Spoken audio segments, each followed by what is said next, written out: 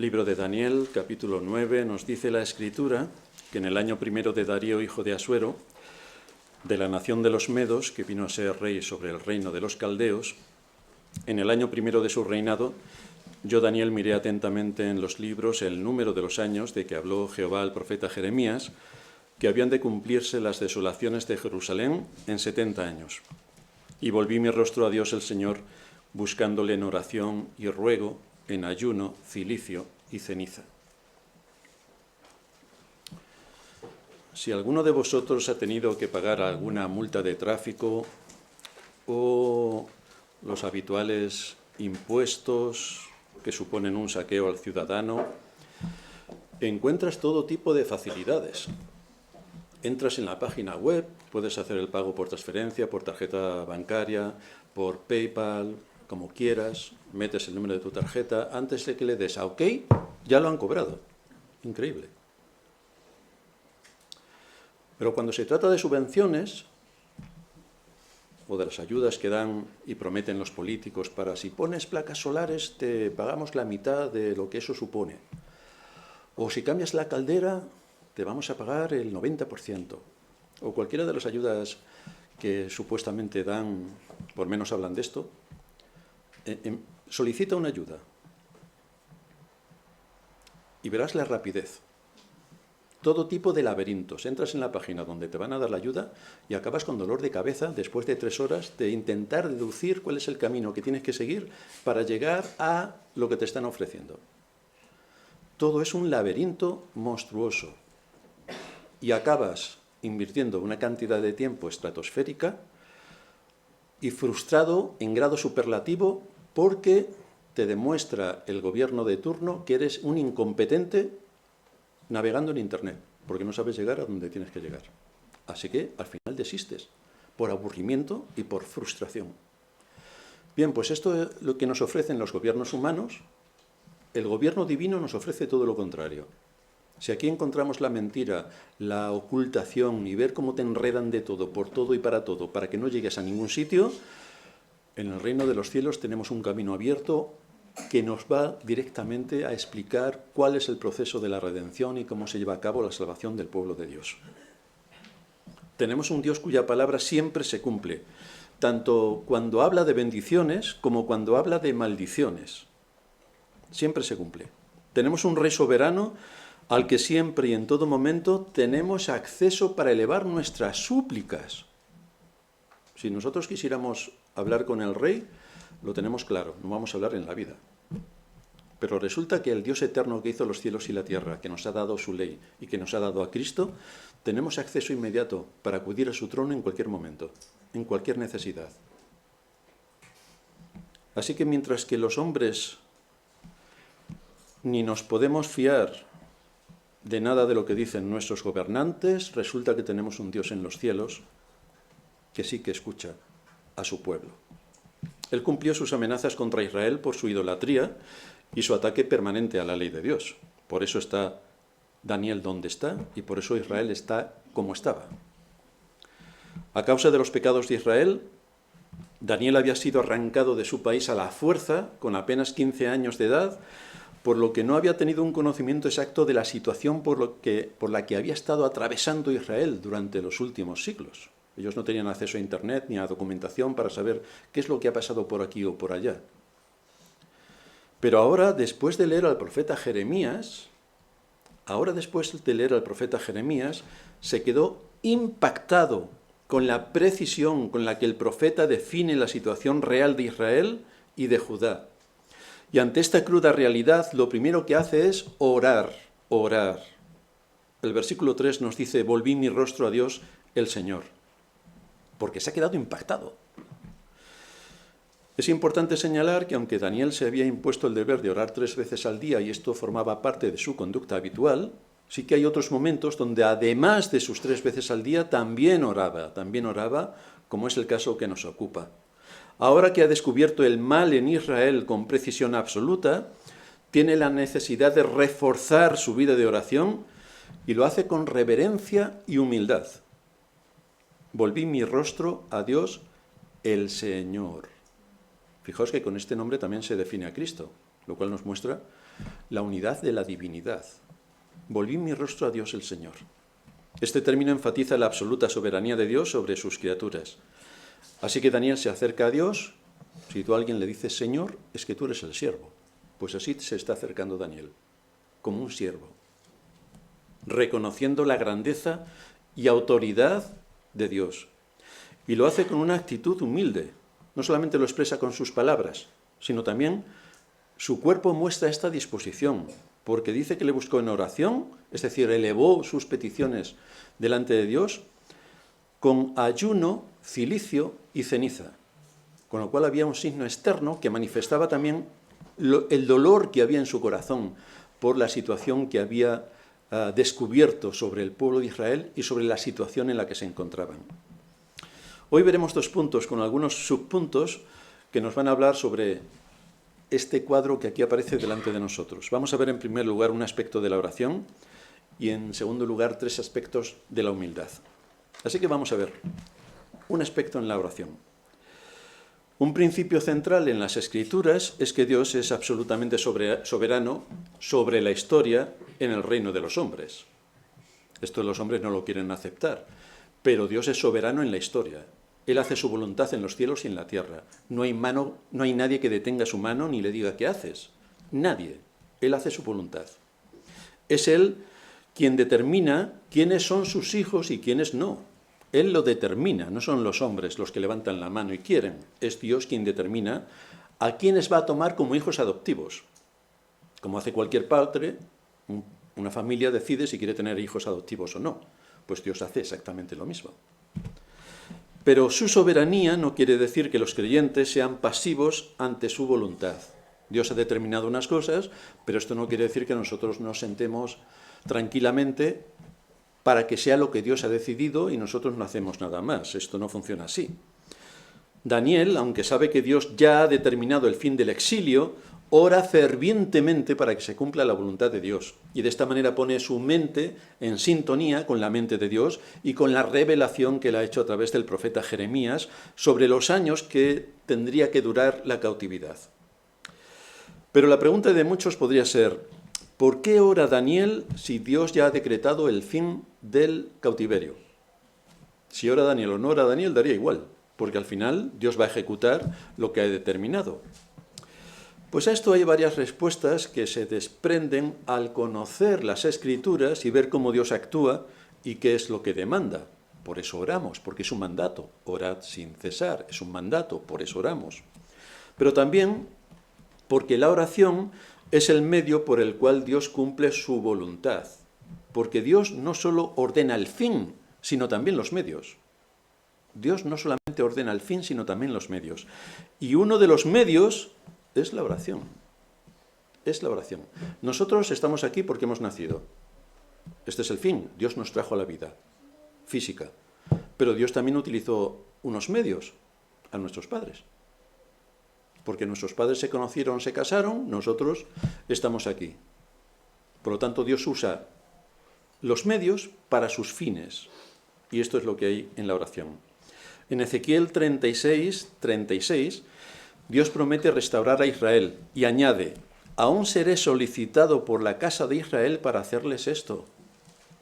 Espero la oración de mi pueblo para proceder a bendecirles tal y como he prometido. Esto significa que aunque Dios ha decidido restaurarles, espera que su pueblo ore para ser restaurados. Esto nos enseña que la oración no es para cambiar la voluntad de Dios, sino para cambiar la nuestra. Es nuestra voluntad la que tiene que cambiar y someterse a la voluntad de Dios. No nosotros le ordenamos a Dios qué es lo que tiene que hacer para que nos haga caso. Somos nosotros los que tenemos que obedecer a Dios. Daniel ora porque del estudio de la palabra de Dios ha podido conocer su voluntad y ha leído en Jeremías 25, versículos 11 y 12, y Jeremías 29, versículo 10, que el cautiverio duraría 70 años. Es decir, su oración está basada en la palabra de Dios. No está basada en emociones, no está basada en deseos. Señor, que se convierta todo Madrid. Pero el Señor esto no lo ha prometido, así que no vamos a esperarlo. Nosotros descansamos en la voluntad revelada de Dios. La voluntad secreta, como no la sabemos, Él sabrá lo que tiene que hacer. pero sí sabemos la revelada. ¿Qué es lo que nosotros tenemos que hacer? Orar para que el Señor, a través de su palabra predicada, llame a muchos a la salvación. Pero orar para que Madrid se convierta es una necedad superlativa, porque eso no va a ocurrir. Igual que orar para que se convierta el presidente del gobierno. Pero, queridos hermanos, ¿quién va a soportar semejante individuo en el cielo? No podemos. Lo que nos dice la Escritura cuando oremos por los gobernantes es para vivir en entornos de justicia, no para que se conviertan. No oramos por los gobernantes para que se conviertan, sino para que podamos vivir en toda justicia, en toda honestidad, cumpliendo con nuestro deber en medio del mundo donde Dios nos ha puesto. Así que la oración tiene que estar basada en las promesas que Dios nos da en su palabra. Tenemos que conocer la palabra para orar de acuerdo a la voluntad de Dios. Santiago 4:3. Pedís y no recibís, porque pedís mal para gastar en vuestros deleites. Así que esto lo tenemos que tener en cuenta. Si lo que estamos pidiendo en oración no se sujeta a la palabra de Dios, pues evidentemente tiene más que ver con el deseo de mi corazón, no con lo que Dios está prometiendo. Y Daniel no oró por la restauración o por la vuelta del cautiverio de Babilonia a Israel. No oró porque lo deseaba su corazón, aunque también, pero oró con un conocimiento exacto de lo que Dios había revelado en su palabra. Por eso oró. Así que Daniel es consciente de la grandeza y majestad de Dios. Por eso se dirige a Dios como Señor. Pero también tiene en su mente la santidad y la justicia de Dios. Él es bueno y misericordioso, pero es también un Dios santo y justo que aborrece el pecado y castiga el pecado. Lo castiga. Es por cómo es Dios y a la luz de lo que Daniel ha leído en Jeremías, viendo la terrible conducta de Israel, que no solamente se acerca a Dios en oración, y luego estudiaremos en otros sermones el detalle de la oración que aparece aquí en el capítulo 9, sino que también utiliza los elementos externos como son el ayuno, el cilicio y la ceniza. Y hay otro aspecto aquí que se destaca, y es que Daniel no se presentó apresuradamente delante de Dios para hablar lo primero que se le ocurrió. No. Daniel se preparó para orar y tomó como fundamento la palabra. En base al fundamento de la palabra, oró. Este es el método. En base al fundamento de la palabra, tenemos que orar. Tenemos que tener en cuenta algunas cosas respecto a Dios y algunas cosas respecto a nosotros. Porque esto es aquí lo que nos está enseñando Daniel. Por eso Salomón nos dice en Eclesiastés 5:2, no te des prisa con tu boca, ni tu corazón se apresure a proferir palabra delante de Dios, porque Dios está en el cielo y tú sobre la tierra. Es decir, debes saber delante de quién estás. Igual que cuando leemos la oración del Padre Nuestro del Señor, Padre nuestro que estás en los cielos. Esto es importante. No le damos importancia porque lo repiten tantas veces los católicos como papagayos que ya todo el mundo se lo sabe. Pero la oración tiene muchas cosas que tener en cuenta. Y es que nos está diciendo quién eres tú y quién es Dios. Cuando te acerques a Dios, no olvides quién es Dios. Antes de comenzar a orar y presentar nuestros ruegos y súplicas delante de Dios, debemos considerar quién es Dios y quién soy yo. Porque Él es el Dios soberano, creador y sustentador del universo, el eterno, el todopoderoso, el omnipresente. Y cuando nos presentamos delante de Él en oración, debemos hacerlo con la conciencia de que estamos hablando con el que es excelso en majestad.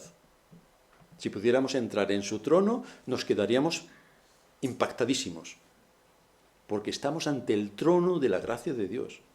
Esto es impactante. No adoramos a un diosecillo a quien podemos dirigirnos como si fuera una de esas miles de estatuillas que tienen los católicos romanos y otras religiones paganas, donde puedes allí acceder de cualquier manera, puedes ir en chancletas, puedes decir lo que se te ocurra en primera instancia, puedes llevarle polvorones, mantecados, porque también comen, como todo el mundo sabe, puedes hacer todo tipo de cosas como si aquello fuera lo que tú eres. Pero este no es Dios, este no es Dios. Daniel tenía una buena comunión con Dios, pero al acercarse a Dios en oración lo hizo con respeto y reverencia. Y en este caso particular también le añade a ayuno, cilicio y ceniza. Y esto nos lleva a nuestro segundo punto. Vemos una conducta humilde, conducta. No solamente la actitud, la disposición del corazón para ponerse delante de Dios, sino también cómo se manifiesta externamente. ¿Cuál es su conducta? Aquí vamos a ver todo lo que incluyen estas palabras que Daniel precisa. Ayuno, cilicio y ceniza. En primer lugar, busca a Dios con ayuno. Hace unas semanas tuvimos la predicación de Martín, que hablaba sobre el ayuno con bastante precisión. Hoy vamos a tocar algunos retazos para que también quede en la memoria de todo, pero sí que os sugiero que escuchéis la predicación de Martín, si alguno no la ha escuchado o tiene dudas. El ayuno es un acto de humillación, en el que la persona se abstiene de alimento para dedicarse a la oración, a la meditación, a la lectura de la palabra y a su comunión con Dios. Daniel usó el ayuno como una forma de demostrar su profundo dolor por los pecados de su pueblo y su deseo también de ver la restauración de Israel de acuerdo a lo que Dios había prometido por medio de Jeremías. El propósito del ayuno en las Escrituras es expresar arrepentimiento, es buscar la dirección de Dios, es prepararse espiritualmente para grandes desafíos y es interceder por otros. Todo esto conlleva el ayuno. Algunas personas desconocen por completo lo que es el ayuno, o si se debe ayunar o no se debe ayunar, o cuándo y cómo y por qué se debe ayunar. Pero si tomamos una concordancia, nos daremos cuenta de que la Biblia menciona el ayuno con bastante frecuencia. Así que vamos a responder algunas preguntas que pueden levantarse en nuestras mentes con respecto al asunto del ayuno.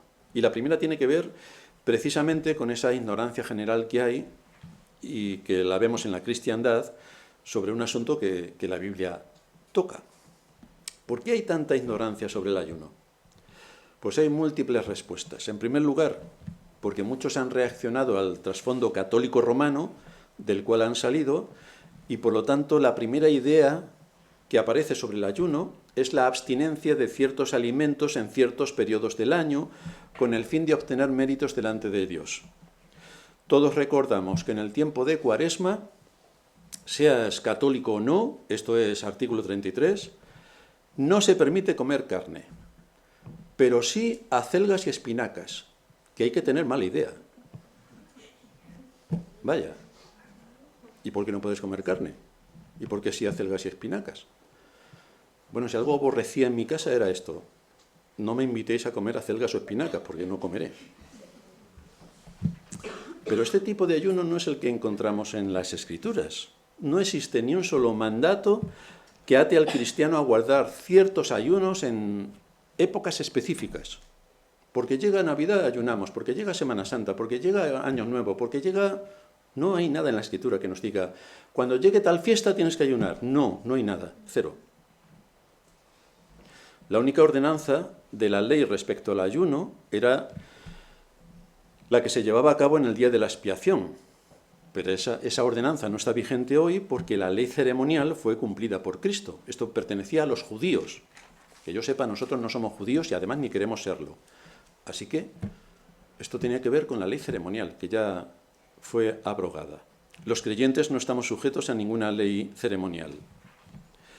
Pero tampoco se nos presenta el ayuno como un sacrificio por medio del cual podemos comerciar con Dios, para que nos conceda algo. Esa es la visión que algunos tienen del ayuno. Bueno, me hace falta tal cosa, ayuno, y así el Señor se ve obligado, porque he ayunado, he pasado hambre, se ve obligado a hacerme tal cosa. Pues no quiero ni decir nada a los que están en el centro de África que pasan hambre todos los días.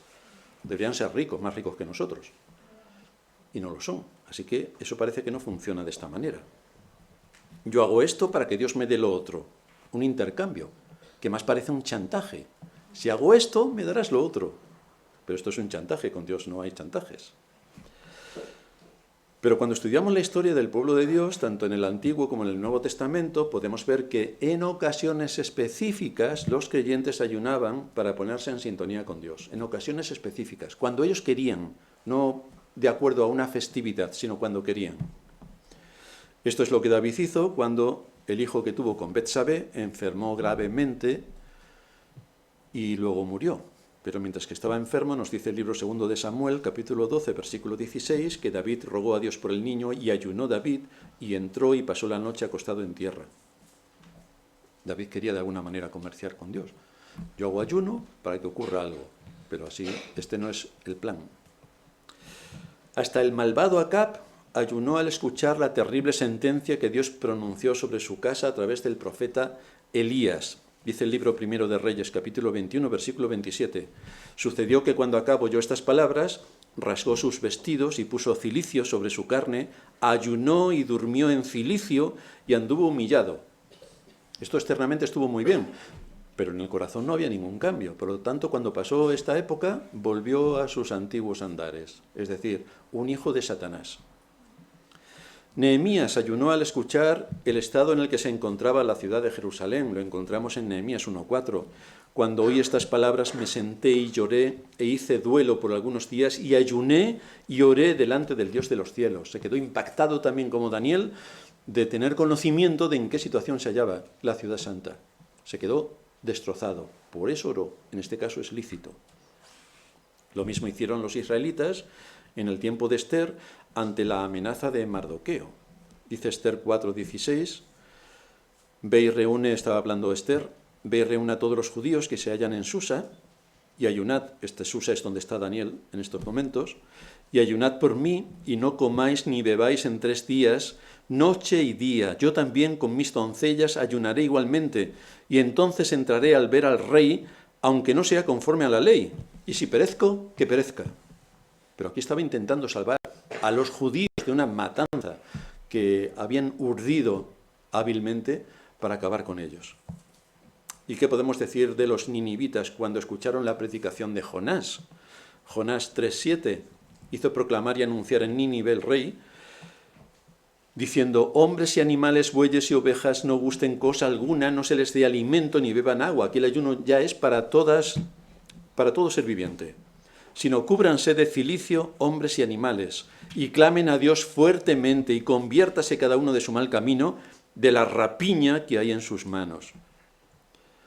Así que se nota que en ocasiones especiales, incluso los ninivitas que no eran creyentes, al recibir el mensaje del Evangelio, actuaron externamente de acuerdo a lo que se espera de alguien que se lleva un impacto, un desagrado o una noticia muy triste de duelo, y por lo tanto muestran externamente esta disposición. Pero podemos ampliar al Nuevo Testamento otros ejemplos. Podríamos añadir a la lista el nombre de Cristo, que ayunó 40 días y 40 noches. El Señor no hizo como los musulmanes, que de día no comen y por la noche se ponen morados. No, el ayuno, 40 días y 40 noches, sin tomar nada. Esto es un ayuno. O también Pablo, que lo hizo, o Cornelio. Podemos añadir a la iglesia primitiva cuando se disponen a nombrar hombres en el ministerio de la iglesia, en Hechos 13:2. Ministrando estos al Señor y ayunando, dijo el Espíritu Santo, apartadme a Bernabé y a Saulo para la obra a que los he llamado. En el contexto de la iglesia, Bernabé y Pablo fueron escogidos para cumplir un ministerio. En el contexto de la iglesia. Esto es interesante porque Pablo no salió como apóstol diciendo, como yo soy el apóstol, hago lo que me parece oportuno. No, se sometió a la iglesia. La iglesia lo puso en manos del Señor, oró por ellos. El Espíritu de Dios mostró que 2 hombres de dentro de la iglesia, de los que pertenecían a la iglesia, la membresía de la iglesia, 2 hombres eran los indicados para cumplir este propósito. Y entonces nombraron a Bernabé y a Pablo, en el contexto de la iglesia. La Escritura nos muestra principios y ocasiones en las que los creyentes ayunan. Y esto es lo que nos ha mostrado el Señor en la lectura de introducción que hemos realizado. Mateo 6:16. Cuando ayunéis, no seáis austeros, como los hipócritas, porque ellos demudan sus rostros para mostrar a los hombres que ayunan. De cierto os digo que ya tienen su recompensa. Pero tú cuando ayunes, unge tu cabeza y lava tu rostro, para no mostrar a los hombres que ayunas, sino a tu Padre que está en secreto, y tu Padre que ve en lo secreto te recompensará en público. No lo vayas anunciando. Queridos hermanos, os tengo que decir que esta semana me he pasado 2 días ayunando. Pues ya está tu paga hecha. No tienes nada más. Pero lo que dice el Señor es, si tienes que ayunar, ayuna. Pero nadie lo tiene que saber. Ayuna en secreto. Así que el mismo Señor nos enseña los principios por los que se debe realizar el ayuno en ciertas ocasiones. Entonces, la segunda pregunta que nos hacemos, ¿qué es el ayuno? Abraham Kuyper dice que el ayuno es una Abstención temporal de la comida y la bebida por razones de fe. Abstención temporal de la comida y la bebida por razones de fe. Comida y bebida. El ayuno no es, como muchos lo entienden, me quedo sin desayunar. Eso es quedarte sin desayunar, pero eso no es ayuno. O bebo agua porque los líquidos, bla, bla, bla, bla, bla. Eso tampoco es ayunar. Tienes que abstenerte de todo. La palabra ayuno significa literalmente no comer, pero el asunto es más profundo que ponerse a dieta. Algunos dejan de comer por razones médicas, otros lo hacen por bajar de peso, pero este no es el ayuno del que estamos hablando aquí. El ayuno es una abstinencia voluntaria que tiene un propósito: inclinar nuestro corazón ante el de Dios para que al acercarnos podamos tener una mayor intimidad con Él y escuchar su palabra. Cuando alguien quiere ayunar, lo debe hacer para dedicarse de manera especial y por alguna causa especial a la oración, a meditar en la palabra de Dios, para que le guíe o le aliente o le consuele. Estos son los propósitos del ayuno.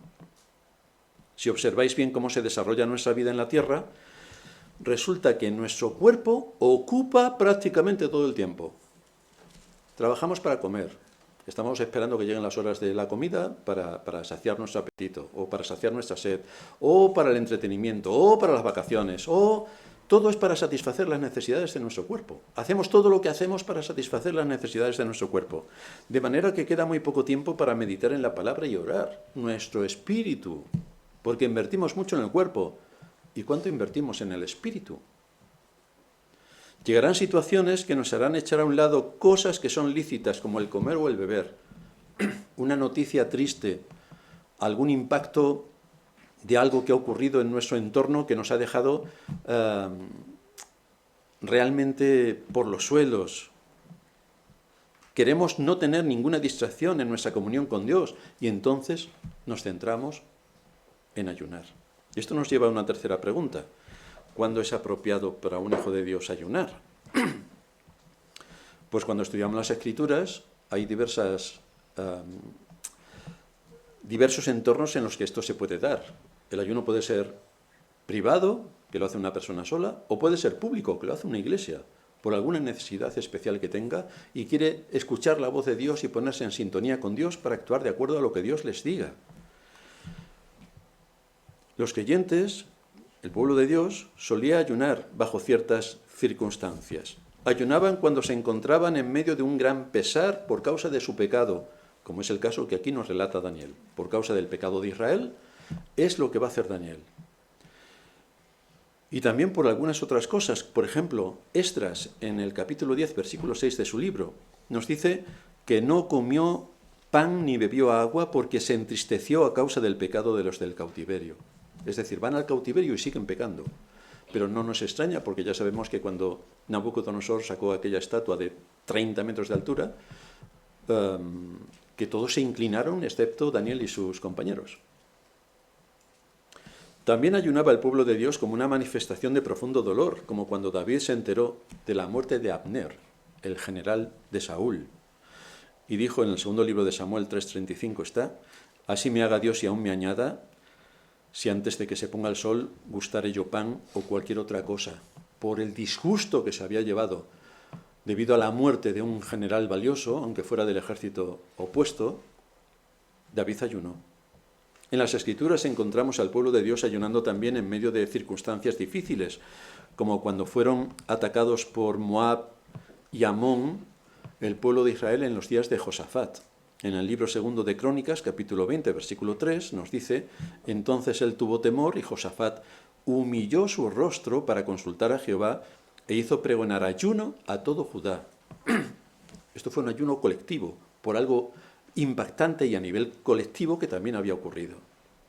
Como he dicho antes, el Señor ayunó 40 días antes del inicio de su ministerio.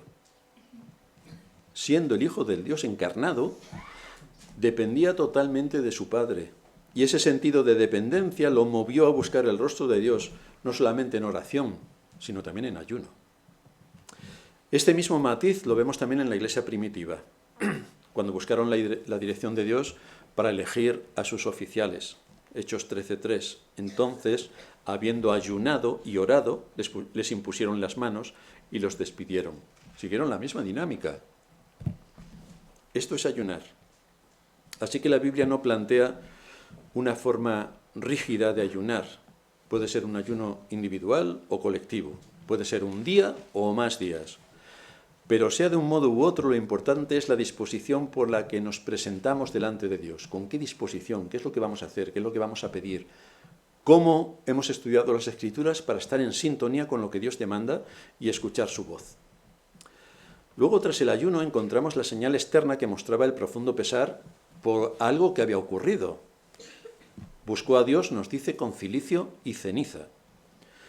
El cilicio y la ceniza eran símbolos visibles de aflicción, de humillación y de arrepentimiento. Esto en la cultura hebrea.